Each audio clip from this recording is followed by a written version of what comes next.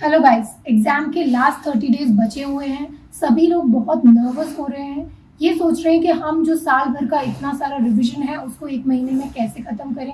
उसके अलावा OMR sheets हम लोग कई बार गलत भर देते हैं हड़बड़ी में।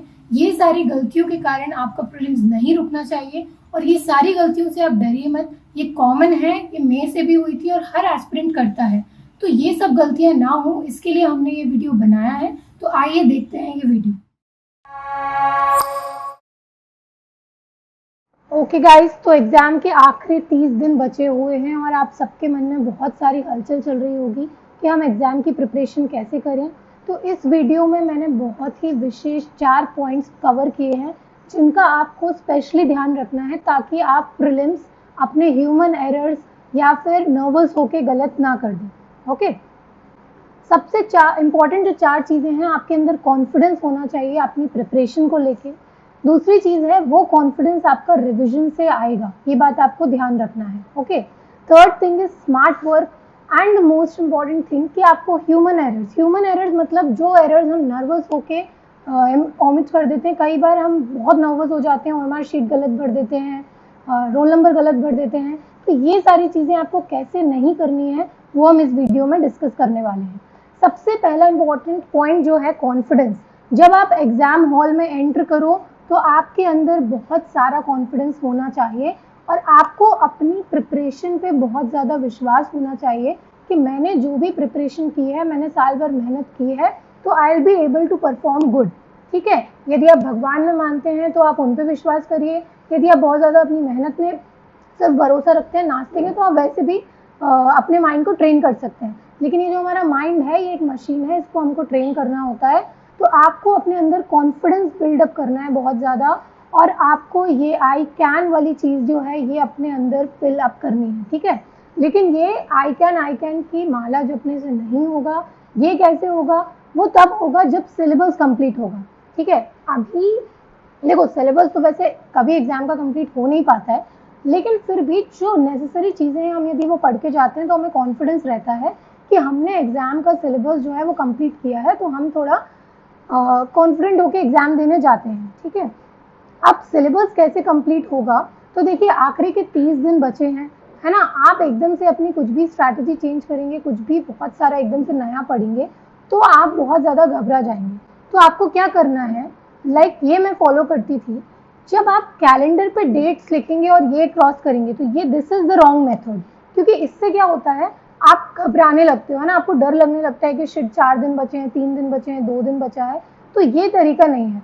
आपको क्या करना है, ये मेरी स्ट्रैटेजी है, आप चाहें तो फॉलो कर सकते हैं, ट्राइड एंड टेस्टेड है, मुझे ऐसा लगता है कि ये काम करती है। आप एक टाइम टेबल बनाइए। टाइम टेबल देखो अलग अलग तरीके से आपको टाइम टेबल बनाना होता है।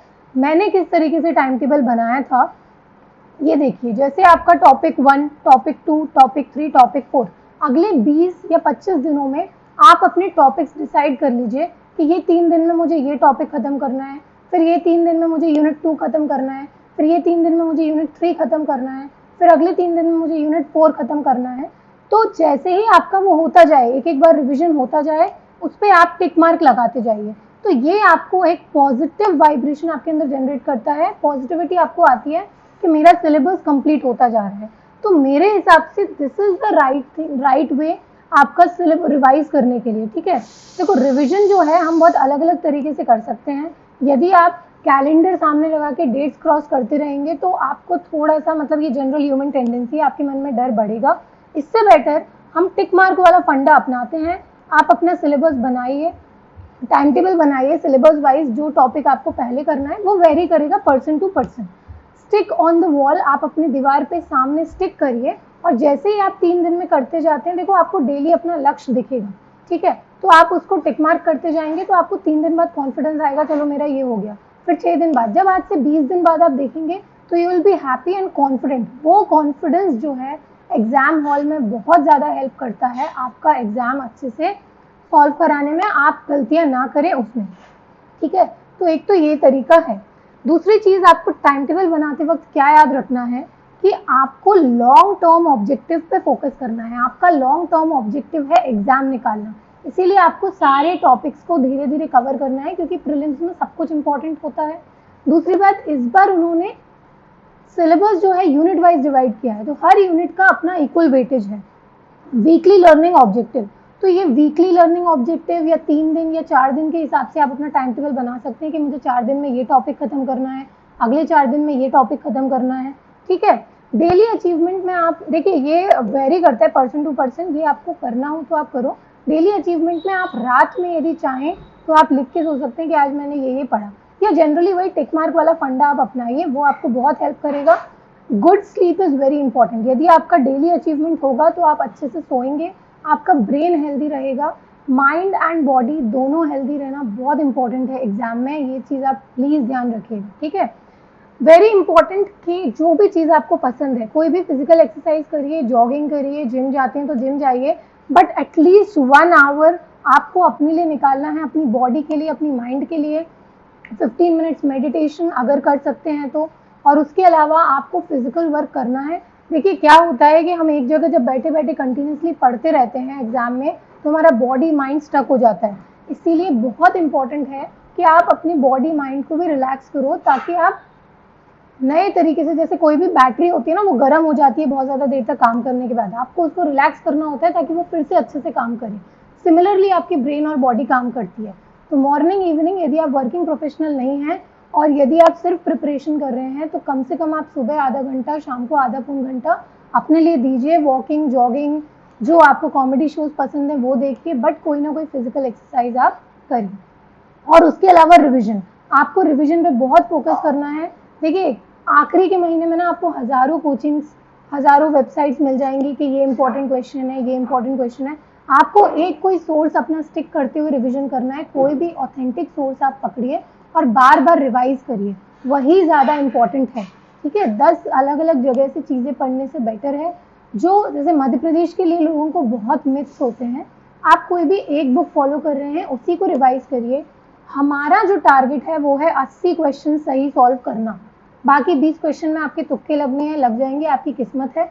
बट जो 80 क्वेश्चन है वो सही तभी सॉल्व होंगे जब आप रिवीजन अच्छे से करेंगे। तो एक ही चीज़ को बार बार रिवाइज करिए।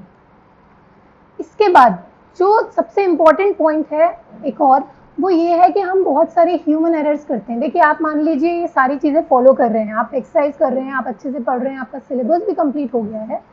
अब एग्जाम में जाके कुछ लोग नर्वस हो जाते हैं, ओएमआर शीट गलत भर देते हैं, टीचर साइन कराने आता है, ठीक है, तो आप डिस्टर्ब हो जाते हैं एकदम से, है ना, आपको टाइम की कमी लगने लगती है, या फिर आप रोल नंबर गलत भर देते हैं। तो ये बहुत इंपॉर्टेंट है, इस चीज़ को बिल्कुल लाइटली मत लीजिए। अपने घर में या कोचिंग में जहाँ भी आप हैं, आप यदि घर में, अभी मोस्टली कोविड का टाइम है तो सब घर में ही रह के प्रिपेयर कर रहे हैं, तो आपको क्या करना है, एक जगह बैठना है, दरवाज़ा बंद करके घर में बोल दो कि भाई हमको कोई डिस्टर्ब नहीं करेगा।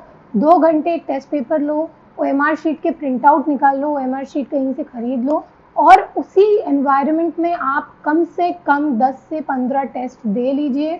वो आपको बहुत ज़्यादा हेल्प करेंगे। मिनिमम 10 टेस्ट तो आपको देने ही हैं, मिनिमम, उससे ज़्यादा आपकी मर्जी है। तो ये जो ओएमआर शीट की गलतियाँ हैं वो आप नहीं करेंगे। कई बार क्या होता है, 1 2 3 वो इतना पास लिखा रहता है, 1 का आंसर 2 में, 2 का आंसर 3 में। और दूसरी बात, एक और चीज़ जो इम्पोर्टेंट है, कई बार बच्चे क्या करते हैं कि सारा का सारा पहले मार्क कर लेंगे आपके पेपर में, उसके बाद ओएमआर शीट भरेंगे, ठीक है। देखो ये अप्लाई करके आप देख लीजिए अपनी प्रैक्टिस के वक्त, आप ट्राई कीजिए कि आप पहले 20 क्वेश्चन सॉल्व कर लें, 20 क्वेश्चन भरें, या फिर मैं तो यही करती थी कि जो क्वेश्चन आ गया वही भर दिया। प्रॉपर नंबर देखिए कि फर्स्ट क्वेश्चन है, फर्स्ट क्वेश्चन का यदि ए आंसर है तो 1 ए के सामने, बहुत कॉन्शियसली करना है। ओएमआर शीट इलेक्ट्रॉनिकली चेक होती है, उसमें कोई ह्यूमन एरर के लिए स्कोप नहीं है।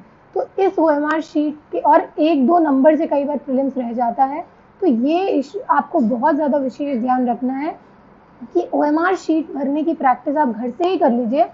क्योंकि मैं ये बात बहुत बार शेयर कर चुकी हूँ अपने लेक्चर्स में भी कि ओएमआर शीट जब मैं गलत भरती थी, हमेशा टेस्ट में गलत भरती थी, तो मुझे ध्यान रहता था कि ये गलती मुझे एग्जाम में नहीं करना है, और मैं बहुत कॉन्शियस थी, तो हमेशा, ठीक है। दूसरी बात, किसी ने ये भी पूछा था एक बार कि मार्क्स मेरे अच्छे नहीं आ रहे हैं, तो देखिए मार्क्स की अब आप फिक्र करना छोड़ दीजिए।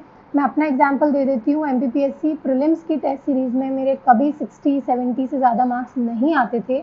यहाँ का एग्ज़ाम और वहाँ का एग्ज़ाम बहुत अलग होता है, तो मार्क्स देख के डीमोटिवेट मत होइए। यदि आपके नंबर कम आ रहे हैं तो आप इम्प्रूव करने की कोशिश कीजिए, ये देखिए कि क्या गलत हो रहा है। देखो फैक्चुअल एग्जाम है, कोई फैक्ट अगर आपको नहीं आता है, आपसे एक बार गलत हो गया तो एग्जाम में वो चीज़ अब गलत नहीं होगी।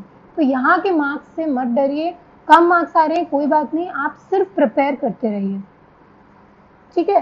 ह्यूमन एरर्स की बात हमने कर ली है, बाद में यदि आप पछताएंगे उससे बेटर है अभी जितनी प्रैक्टिस कर सकते हैं, एक OMR शीट अपने पास 10-12 घर में रखिए और फुल लेंथ टेस्ट एक बार देने का ट्राई करिए, ठीक है।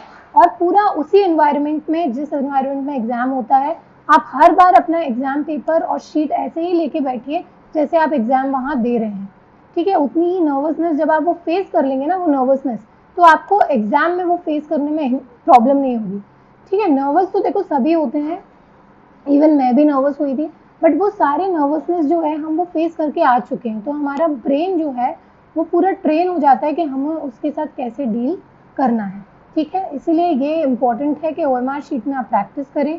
और इसके अलावा देखिए 10 यूनिट्स हैं और हर यूनिट का अपना वेटेज होता है, हर यूनिट से क्वेश्चन आने वाले हैं, 100% इसके चांसेस हैं क्योंकि सिलेबस अभी अभी चेंज हुआ है।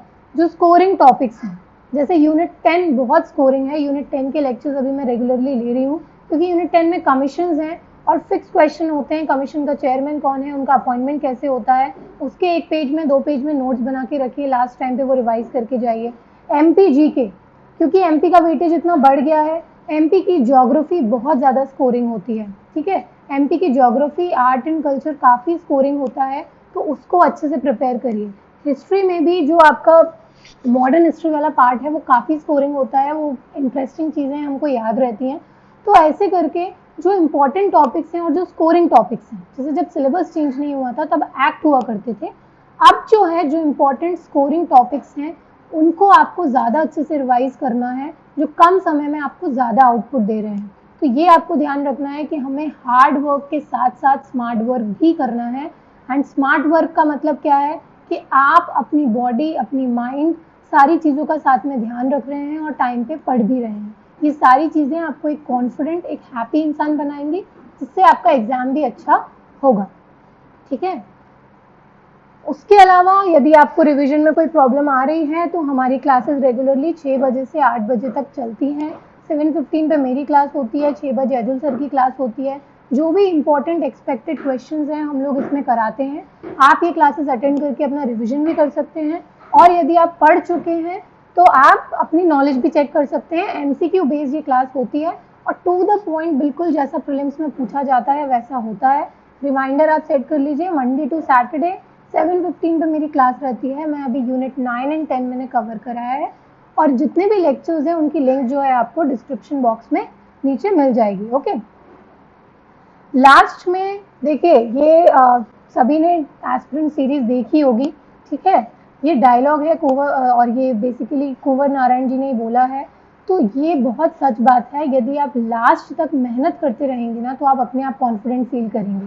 तो आपको बिल्कुल भी गिव अप नहीं मारना है, लास्ट तक मेहनत करते रहना है। द ओनली थिंग, मेरी ध्यान रखिएगा कि आखिरी तक ये सारी बातों के अलावा confidence building, revision, syllabus complete करना और OMR शीट में प्रैक्टिस करना, इसके अलावा आखिरी तक गिव अप नहीं मारना है। जिस दिन आपको डर लगने लगे कि भाई अब मुझसे नहीं हो रहा है, तो ये मेरी बात ध्यान रखना कि भाई मैम ने बोला था कि हमको लास्ट तक गिव अप नहीं मारना है। एग्जाम के बाद आप सारा रोना गाना कर सकते हैं, लेकिन एग्जाम के पहले आपको मेहनत करते रहना है। 50% पॉपुलेशन एग्जाम में इसीलिए बाहर हो जाती है बिकॉज वो लास्ट में गिव अप मार देती है, आखिरी के 15-20 दिनों में हिम्मत हार जाती है। तो ये आपको नहीं करना है, ओके। मेरी तरफ से सभी को ऑल द बेस्ट, शुभकामनाएं। आई होप ये जो मेरा वीडियो है, मेरा एक्सपीरियंस है, आपको हेल्प करेगा एंड आप इससे कुछ ना कुछ बेनिफिट लेंगे।